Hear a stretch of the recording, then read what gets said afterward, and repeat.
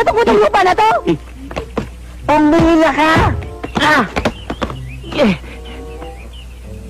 Oh, ba't nang babato ka, ha? Nalilitan ka ba sa akin? Mga walang disiplina! Puro kayo pang karnabal! Susumbong kita sa kuya ko!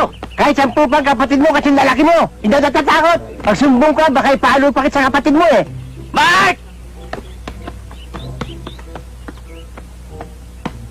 Basta sinabi yung pagsusumbungan mo, sipahay ko pa kayo eh!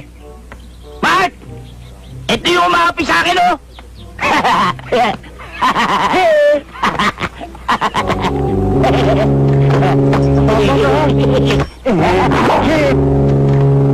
Tabang na po sa kapatid ko, ha? Hindi.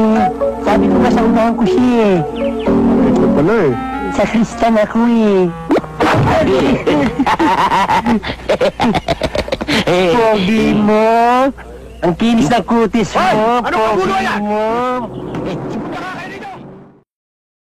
Kahit mataas na pwesto, manager, pwede. Ako manager dito, Parang gusto niyo pa sulutin ang trabaho ko, Ikaw ba? Nagbibiro lang siya. Kahit anong trabaho. Huwag ka nang mamik, ha? Hirap na ako eh, ha? Tama-tama. Narito yung presidente ng golf club. I-refer ko kayo. Salamat, Maupo muna kayo. Salamat po. Hintayin niyo ako, Kainin. Kainin. Huh?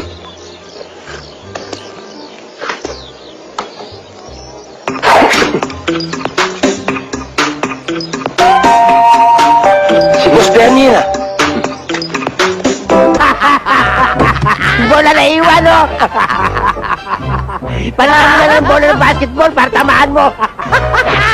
Daksmahin mo na lang at ibato! Siya nga pala yung may-ari ng club, si Mr. Menjola.